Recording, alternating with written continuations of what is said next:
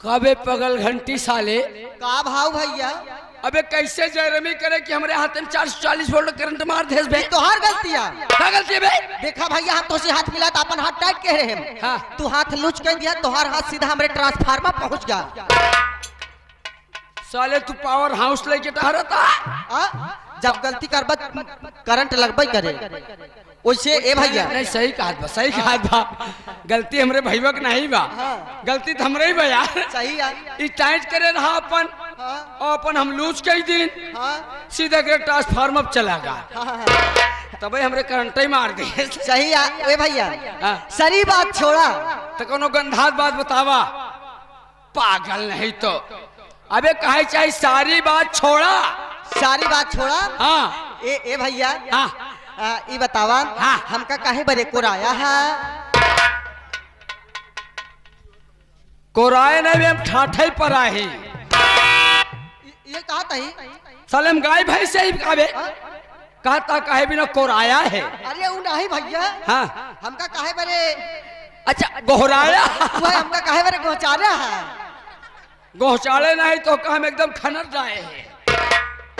पागल काहे बिना गोहराया है। काहे बरे गोराया भैया? तो कहिया है बिना गोहराए। हाँ किते जानता हा। हाँ ये सब जानत नहीं हमका तोहका। सही है। नहीं सब जानिन पही हमका तोहका। नहीं सब जानता ही है। नहीं का जानता है। हाँ हम दोनों भाई सगा भाई यही। सही है। हमारे नाम है मेहरारू रखन। हमार नाम है लई भगन। हाँ हमारे नाम है मेहरारू रखन। हमारे भैया का नाम है लई हग्गन। हग्गन नहीं भगन। अच्छा लई भग्गन। हाँ और हम दोनों भाई एक कई माई बाप को पैदा ही। सही है। एक के ओझरी पचौनी पैदा ही। हाँ ओझरी पचौनी नहीं। मतलब माई से बे। हाँ एक कई कोठी कही। कोठी नहीं सारे कहते बसवारी कही। पागल नहीं तो अबे कई। हाँ अबे कई कोखी पैदा है। हाँ एक कई कोठी कही। एक कोखी पैदा ही। हाँ लेकिन यार पैदा एक कोखी कही। हाँ लेकिन बिरादरी अलग अलग है यार। कैसे भैया? हम ही पटेल ही हो जो कुर्मी। वो कैसे? मतलब हम पटेल ऐसे हो गए हाँ कि हम जब पैदा भए तो हम आलू लगावे लागे। सही है। ऐ कुर्मी हो गए भाटा लगावे लागे। सही है। हम लगाए आलू ही लगाए भाटा ही बिना दोनों भाई रह गए नाटा। टाटा। लेकिन एक बात जान ला आप सब। हाँ हम दोनों भाई में बहुत प्रेम है। हाँ हम दोनों जने एक माई बाप को पैदा ही। लेकिन हाँ चल यार हाँ कोई नौकरी लगवाई दे। चला ठीक है। सुन। गोरी गोरी गोरी गोरिया काली गोरी गोरी गोरिया काली बात पुरिया चलली जब पूछिया उठाई के। चलेली जब पुछिया हिलाई के। मोती मारे टंगिया उठाई के। मोती मारे टंगिया जैसे करबो वैसे दे भैया।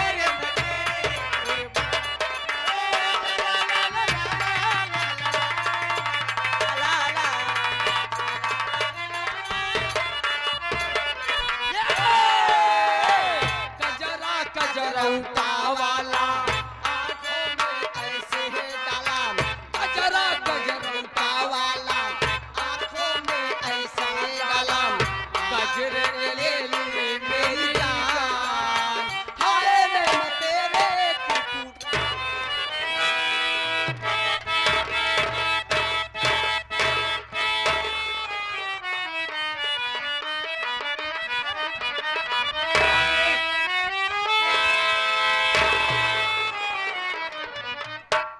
खड़ा खड़ा ये तरह मार दो भाराय पर है अब है हाँ कहा जाए कौन मराई तू सब मार दू देखा था बेचारा भराई पर है। ए, पकड़ पकड़ पकड़ पकड़ पकड़ पकड़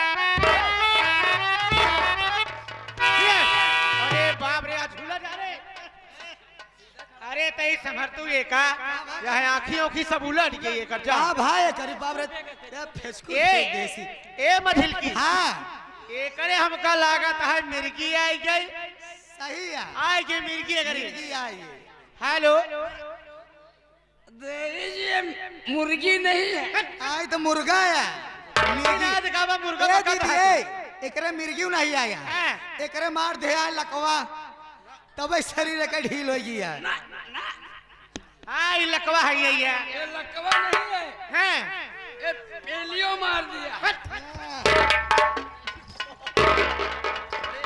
करे पेलियो ओका मार पेलियो ना ओका पोलियो का ती हाथों तो रे या देखा कर हाथों तो कैसे आईडी जब सोच कर ए एक सीधा कर ई का है रे ई का है ई का है ई का है ये मेरा एक्सीलेटर है एक्सीलेटर आई थी एक्सीलेटर कहाँ लागत है पहले मैं कैसे लागत है क्लच लगाता हूँ कैसे अच्छा वो केले से है क्लच है ये एक्सीलेटर है अरे किले से आटे ये बता पहले क्लच ऐसा लगाता हूँ गियर कैसे एक्सीलेटर कैसे हम कथे एक्सीलेटर जल्दी जल्दी दावा वैसे मर गया बाबा ही करे तोर गियर कहाँ गियर हाँ गियर हमारे अरस गया है साला नहीं देखा गियर कहाँ है आज ये लोग इतना हल्ला मचान की गियर है साला अरस गया हमारा सारी बात छोड़ पहले सीधा खड़ा हो सीधा खड़ा हो अपने दम से खड़ा हो सीधा खड़ा सीधा ना करो पाओ हैं पीछे से तोरे बहन जी थामे ना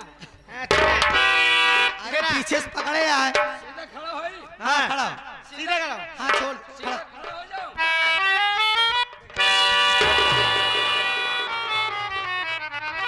अपने बल पे खड़ा हो अपने बल पे मारो से मुंह पीछे हो जो बताए थे अपने बल पे हैं अपने बल पे हाँ खाओ अपने बल पे हाँ हैं ला हाँ धिन धिन धा हाँ धीन धीन ला ला अब है सही भैया आप ठीक है ये आ गए ये हम